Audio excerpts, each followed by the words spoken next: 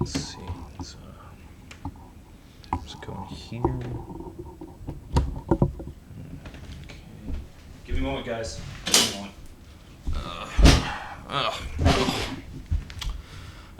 Yeah, new place, everyone.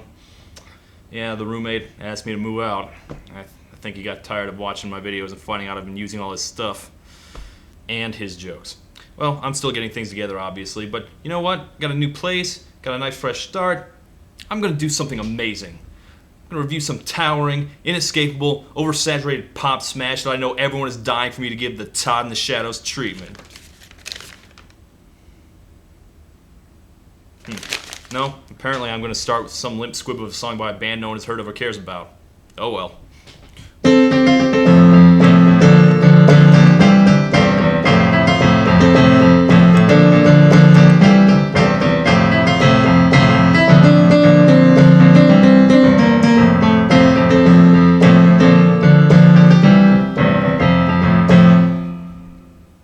Now, the last couple years have been a bit of a fallow period for rock and roll. Oh sure, rock bands are still out there being famous and selling records, but they're not exactly capturing the mass consciousness anymore. Crossover hits have been rare, and the phrase mainstream rock has kind of become an oxymoron. At best, the charts have squeezed in a little room in the bottom half of the top 40 for lame light rock by The Script or One Republic.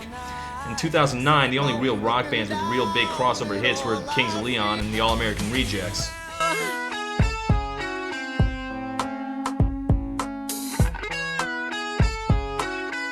Yeah, we call that guy Lightning Fingers. 2010 was even worse, when only one rock band had the star power and the balls to break the top 10. Yeah, obviously we're using rock in the loosest possible sense here. But, could rock bands be making a comeback? It's too early to say, but it's possible. New indie rockers Foster the People are doing surprisingly well, and Maroon 5 seem to be recovering from a major career slump. But there's another rock band out there crashing the charts too. Some good old boys out of Tennessee who are out to conquer the world with their unique blend of garage rock influenced southern rock awesomeness.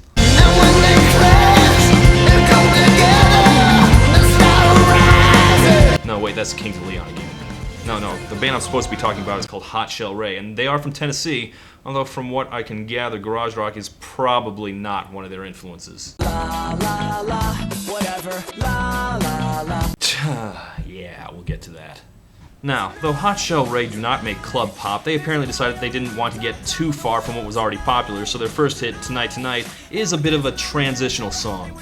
The charts are still mostly comfortable with songs like LMFAO's party rock anthem, so Tonight Tonight's only major distinction from that is that it's a party anthem by an actual rock band. It's also a reminder to me to count my blessings because things can always get worse. I didn't like Party Rock Anthem, but Party Rock Anthem wasn't really guilty of anything more serious than being played out and kind of lame. When time has put some distance between Party Rock Anthem and the trends it's riding, it may sound a lot better, honestly. But there's something really seriously wrong with Tonight Tonight. Something far more irritating, and before we start, I should probably mention that in addition to partying and rocking, LMFAO and Hot Shell Ray also have one other major thing in common. Nepotism! Yes, sir, we have family connections to thank for these untalented wads getting a record deal.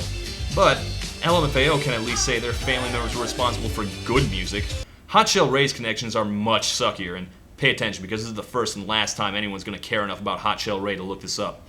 One member of the band is the son of Phil Keaggy, an apparently very talented guitarist whose work I'm not familiar with because he spent most of his career in the musical wasteland known as Christian rock. The other three are the sons of country musicians, one being the son of songwriter and occasional singer Paul Overstreet, and the other two are the sons of songwriter Keith Felice. I guess Overstreet has written a couple songs I like, but mostly these guys' accomplishments are based around manufacturing terrible product for the Nashville blandness factories. There's nowhere else I'd rather be. Excuse me while I go strangle myself in my own hands. So, what kind of music do the spoiled punk-ass kids of the world's most boring musicians make? Well, let's take a listen. It's been a really messed up week. 7 days of torture, 7 days of bitter, and my girlfriend went and cheated on me. She's a California dime, but it's time for me to quit her. La la la, whatever, la la la. Well, he's sure taking that well. weirdly well. Kinda confusingly well. Was la la la whatever really an appropriate response to that? Like, am I the only one who thinks he's weird that he's that chill about it? Did he have like some kind of Office Space style hypnotherapy accident? What's with this guy? Gosh, what a beautiful day. Let's see what's in the news. War was declared. Millions of people dead. Zombie apocalypse sweeps the Western Hemisphere and the end is nigh. Oh well. La la la la la la. It doesn't matter. God, at this point I already hate this song. You know, there are some singers out there who can take nonsense syllables like la la la and imbue them with depth and meaning. La la la la la la la la. I love you. And then there are people who take what are already meaningless syllables and make them sound so dopey they actually have negative meaning. They suck the meaning out of the words around them. We're going at it tonight, tonight. There's a party on the rooftop, top of the world tonight, tonight. And we're dancing on the edge of the Hollywood sign. There's something about the tone of this song that just pisses me off. Okay, I usually don't quote other critics, but I do read other people just to get the general feel of what's out there, and in doing so, I came across one blog writer, Al Shipley, who said that Tonight Tonight sounded, quote, like the guy from the Arby's ads teamed up with the FreeCreditReport.com band and released a 3-minute song. Well, review over, I'm not gonna beat that. No, that guy nailed it. Before I read that, I was struggling to find some kind of comparison point for this song. The best I could get that it was like some kind of curdled mixture of All-Star, Life is a Highway, and Bop. But comparing Tonight Tonight to any one of those songs would be giving it way too much credit, both in terms of creativity and artistic integrity. No, it sounds like a commercial jingle. Polished and slick while bringing nothing original, interesting, memorable, or anything of artistic value. Believe me, I truly hate it when I can't tell the difference between a song and a commercial. Like, I remember this one time a few years ago when they were advertising this new MP3 player on TV with a song playing that I was sure was a jingle for the ad, because there was no way a song that stupid could have been the real thing. 1, 2, 3, take my hand and come with me because you look so fine that I really want to make you mine. You look so fine that I really want to make you mine. To this day, I still can't believe that's a real song. I get the exact same feeling from this song. The fact that they named it Tonight Tonight is already beyond lazy, partly because there's already a really good song with that name, and also because naming a party song Tonight Tonight is like having a love song called Love You, Lovey, Baby, Love, Love.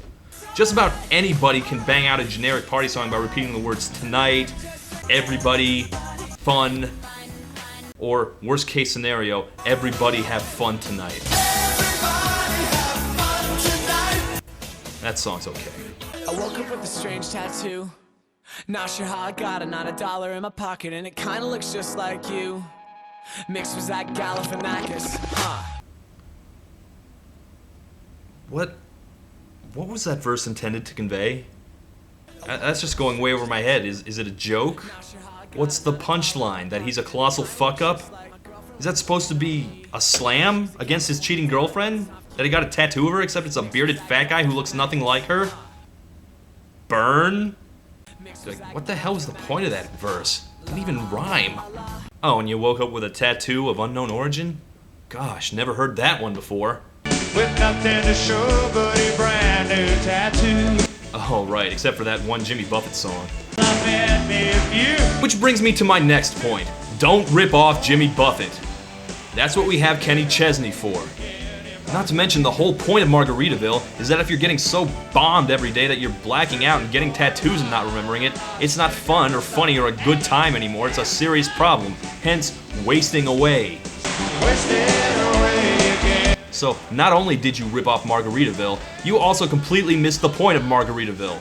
Although, to be fair, so do most Jimmy Buffett fans. You know, there's some party music out there that turns me off because it's too sleazy and gross, like pretty much all of Kesha's work. But Tonight Tonight goes wrong in the opposite direction. It's my party, dance if I want to. We can get crazy, let it all out. Ooh yeah, crazy. Does this sound like a party any of you would want to go to? We can get crazy. See, this isn't the fun kind of party. This is not the kind of party where you get laid or meet people. This is the party thrown by your school's PTA.